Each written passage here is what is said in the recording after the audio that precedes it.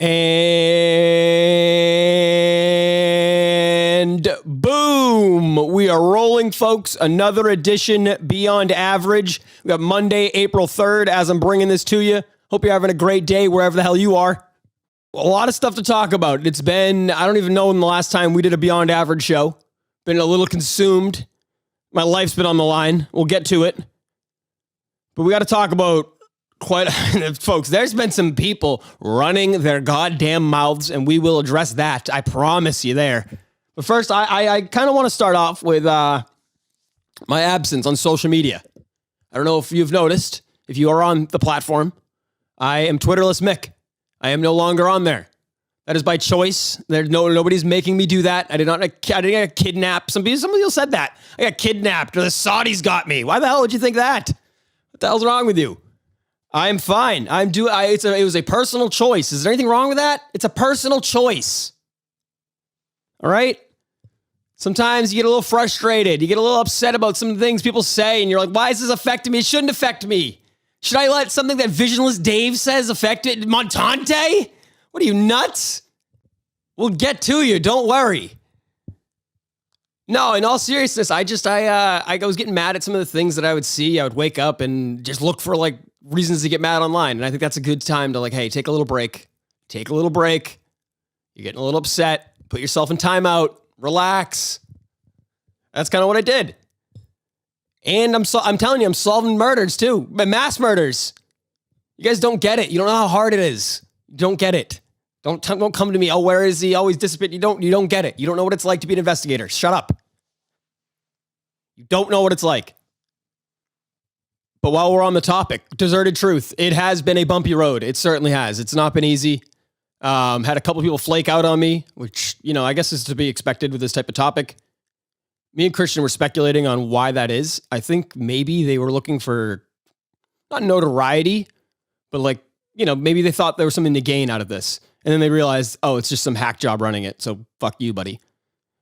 Then one lady didn't like our episode and the content. Whatever. If you don't like it, fuck you. We got episode 3 coming to you probably by Friday. Well, what's Friday? April 6th? Is that what Friday is? Friday's, okay, no. We'll do Thursday, April 6th, hopefully. If not, it'll be Friday, April 7th. But episode 3 is coming, okay? Relax. It's tough. It's tough. I definitely under-anticipated the amount of editing and the challenging that would go into that. That is not easy. And I know a lot of people are like, you've been working on it for 2 years. What are you doing? Yeah, dude, I don't know. First of all, I don't know how to write. Let's start there. I struggle with the English language as is in my daily life. So me writing, I don't know, over 150 pages for this, they're not going to be perfect. So when you go to read them, there's a lot of, we got to fix this, got to do that. And I don't have an editor. You want to edit? Jesus. Yeah, no, that's where we're at with that. I do actually, in serious news, I appreciate the support. There's been a lot of listens, been a shit ton of listens compared to what we're normally expected here at Beyond Average. So thank you for everybody who's been sharing it, been talking about it. I do appreciate you. And yeah, I mean, for the most part, the feedback has been good. A lot of people saying the narration's been a little forced, which I would agree on. But again, I'd remind you, I struggle with reading. I am not good with reading. I'm not good with words. For some reason, people have just forgotten that. I'm not sure why. But I'm telling you right now, if I wasn't reading, you were going to hear and after every fucking 2 sentences. So no, we're not doing that. Bear with me with the narration, all right? Bear with it. I heard Kirk say, oh, he's just reading Wikipedia. Okay. Yep, that's what we're doing. That's all we're doing. This is the same guy who, gave up on a case, just abandoned the whole family wanting to know answers. He left. I'm out here trying to give America answers. He's criticizing me. Nice guy. I am excited for the case season 3. I'll just tell you that now. I am excited for the case season 3. Cullinane running the ship. What could go wrong? Cullinane production efforts. What could go wrong? You guys heard Mike and the Minifans. He is wizard-like in his efforts to fucking up basic task. I don't get it. I really don't. I don't know how Dave does it. And I don't know how he gets away with it. It's routine. Time and time again. There's a loose cable. There's bad Wi-Fi. You mean to tell me there was worse Wi-Fi there than in Madawaska, Maine? In a city capital? Or is Portland the capital? I don't know. Is Portland the capital? I think it is. I'm not a Maine head. I'm not like you fucking weirdos. Maine, yeah! God. State sucks. So do you. And listen, I like Dave. I don't know what you want me to say. Me and Dave are buddies. I like Dave. Dave likes me. We're pals. Me and Dave are buddies. This is constructive criticism. All this is constructive criticism. I want the show to do better. I want to be able to hear the show. Is it so hard? Is it so much to ask that I click the fucking link and I get the live show? The one fucking event I can't go to, Dave. How about this one? I have the one event I can't go to. I can't go to the event. Don't ask why. I can't go to the event. I wanted to go on Friday night before the Portland show. Of course, I had tickets on Saturday. We had great tickets. My brother had a whole crew. I couldn't go. So at least the one thing I wanted to do is at least say, let's see what Mike and the Minifans up to. Let's see the vibe in the room. Let's hear it. And you click the link and you hear fucking crickets. Mickey Mouse operation. That's a slapdick production. That's a throw it together, half-ass. I don't give a shit. I'll just hear it because people will watch it. Here you go. That's what that sounds like to me. But I'm just kidding you. Dave's working hard. He's working hard. He's working hard. And who am I to say? I can't even get my stuff out on time. I can barely get Deserted Truth to you, let alone get a podcast out. Who the fuck am I to say? Well, I don't get paid a lot of money to do it. It might be a little different, but we like Dave. We like Dave here at Beyond Average. You guys know that. We love Dave. Nothing bad to say about Dave. He's been nothing but helpful here. Shared episodes constantly. Promoted the product. Voluntarily participated. Shares tweets, all of it. He's been the best with it. He has been the number one contributor, I would say, to the Beyond Average promotion. So thank you, Dave, again. Let's see. Let's work our way back from KMS because I do want to talk about the actual show. The show's been fantastic. My criticism sounds very sour, and I understand that, but the show itself has been fantastic. Unbelievable. I mean, the Cheeks episode alone needs to be in Podcast Hall of Fame history. That kid's delusional. Speaking of mass shootings, he's up next, guaranteed. Local kid, Cheeks, kills mother and 7 others in the Stop and Shop. I can see the headline now. Disgruntled son takes anger out on parents and 7 others. God, dude, this kid, the way he was talking to his mother, holy shit. I mean, I have said some terrible things to my parents, especially when I was younger. It's actually some of the things I regret in my life is some of the stupid things I've said to my parents out of like anger when they were completely right. Just like getting punished on something as a kid, whatever.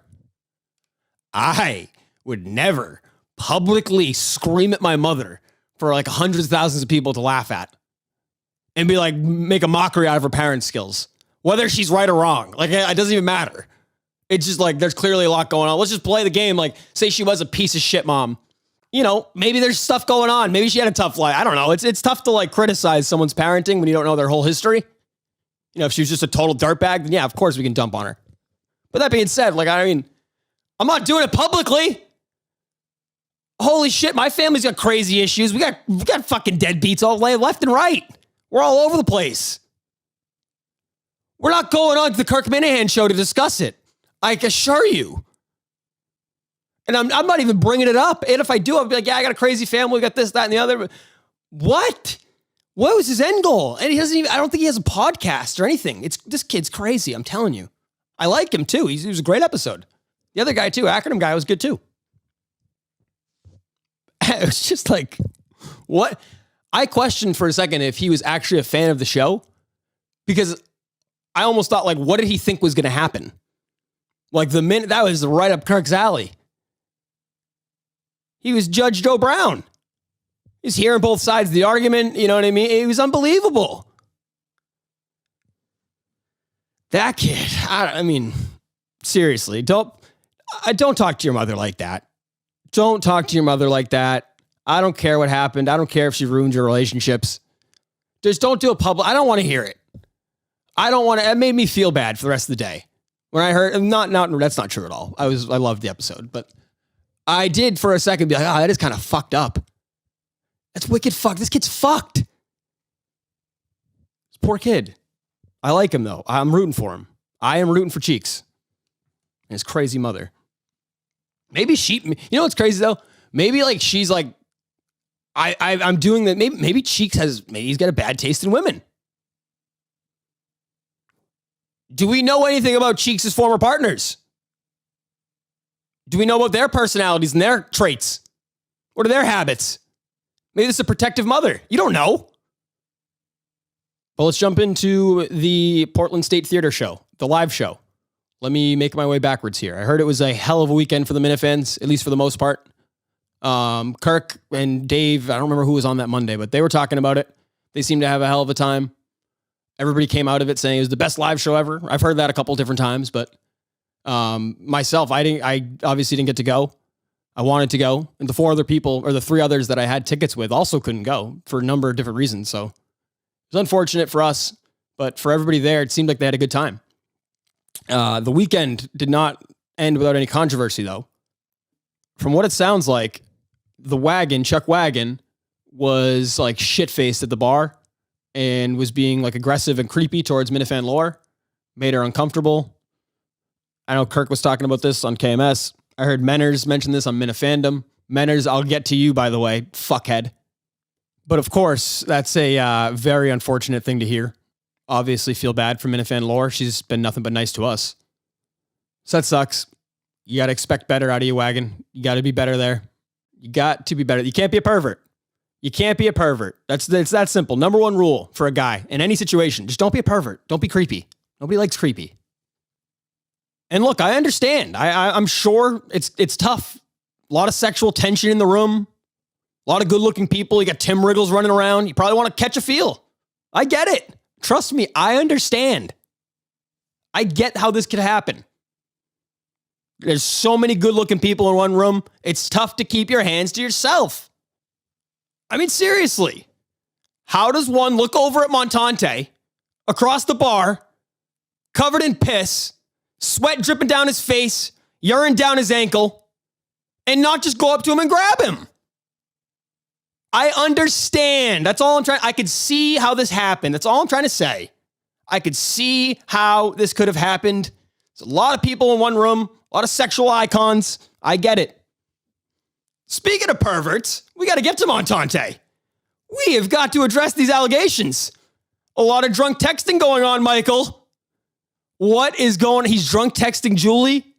This guy, man, I'm telling you, I told you. Something's going on with him. He's creepy. He is creepy. Sound the horn dog alarm. Boop! Horn dog. Oh my God, you horn dog. Asking her to sleep over. Hey, come to my room. I want to see you. Hey, I'm lonely.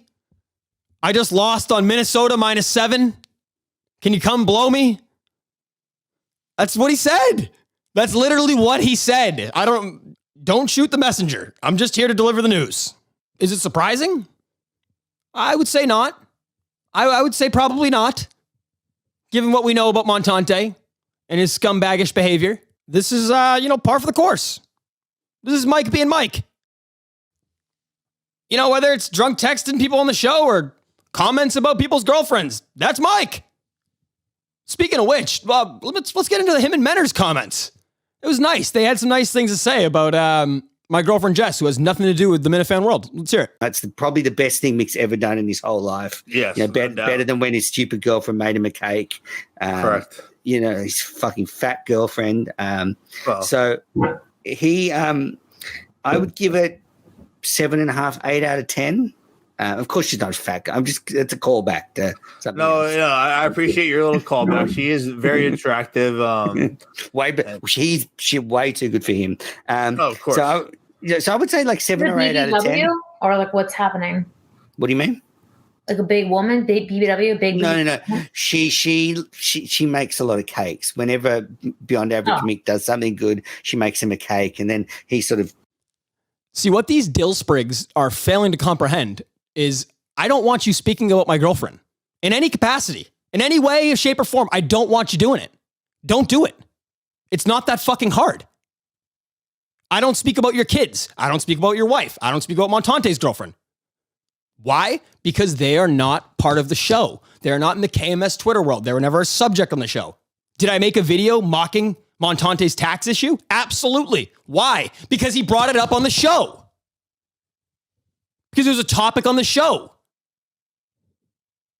My girlfriend, not a topic on the show. Don't want to talk about her. I don't know how hard that is to comprehend. And if Montante reached out to me and said, hey, don't make fun of that tax issue, don't do it, I wouldn't. The fact that I've already said this, don't mention my girlfriend, don't say anything about her, just stop doing it. It's fucking weird. You continue to do it.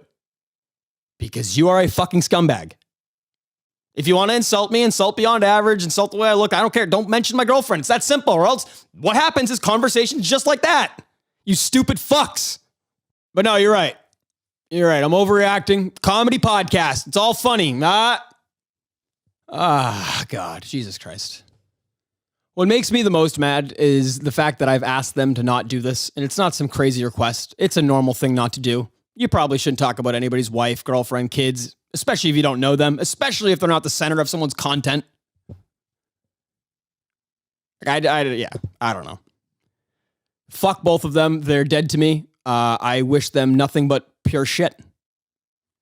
I was going to go on Menners' show and like discuss this because he invited me on after he said it. I agreed and I was like, I'm just going to lose my fucking mind and sound like a lunatic. So I'm just not going to do that.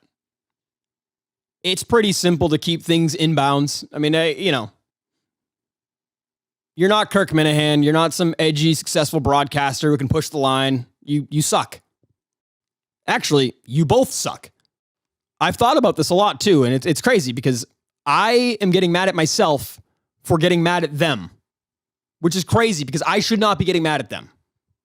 I should not get mad at a short, disgusting man from Australia or some high school dropout that looks like a blimp. I got to show some more mental toughness than that. But the overall point stands. These are just two complete wastes of oxygen. Let me jump off KMS, though, for a minute and get to Portnoy's comments. I guess it's kind of related to KMS because he's on there. El Presidente catching some heat today. I didn't see this tweet live because, again, I'm not on the Twitter. Christian had informed me this morning that he called one of the girls playing in the women's national championship a classless piece of shit for celebrating in another girl's face, from what I've gathered out of it. And it was the Caitlin Clark girl who was getting celebrated on. It was like her, I don't know, celebration, her taunt. I guess Portnoy came over the top and was like, this girl's a piece of shit. And then he tweeted out her name with the hashtag classless. Portnoy's catching a lot of heat. He's catching a lot of heat. I think it's coming from like the race angle. They're looking at a successful rich white guy criticizing like a young black girl. I think that's what a lot of people have a problem with. I don't know. I don't know what the line is there. I have no idea. I definitely don't think Dave's doing it in any type of racist way or is meaning to insult anything to do with her background. I think he's just judging it off on the court right then and there. I think other people are maybe making the leap that Dave is insulting like her actual character. I think he's insulting what she did in that moment. And obviously it's Twitter. You can't explain that, blah, blah, blah. Or maybe, I don't know, who knows? Maybe I'm wrong. Maybe he thinks this girl's like a complete piece of shit because of this. I don't know, but I would have a hard time believing that. I think what's probably likely is Dave had a shit ton of money on the game. Thousands and hundreds of thousands of dollars, most likely, on women's college basketball. His team lost, and he got fired up and saw the girl celebrating in the losing team's face. And he fired up a tweet. Is it cancelable? Should he be fired? Should he, no. Is it a little harsh? Yeah, it's a little harsh. Probably shouldn't. I think pieces of shit, I think you're doing people who are a piece of shit a disservice by calling somebody who we do not know is a piece of shit or not a piece of shit. Do you follow that? Like, you have to know somebody is a piece of shit to call them a piece of shit. Like Montante. Montante's a piece of shit. Menners, piece of shit. I can do that because I know their actions. I know their history. This girl just seemed to get a little fired up in the moment, celebrate hard, and Portnoy's making an assumption. He's not racist. It's nothing to do with that. All right. I think that is about it today. That's going to wrap it up. Please continue to be on the lookout for Deserted Truth, episode 3 coming to you later this week. And another episode of Beyond Average, hopefully coming to you next week, but do not hold your breath on that. Again, appreciate all the support. Appreciate those who have been sharing it, the feedback, everything. Very appreciative. So please continue to do so, and we will talk to you soon.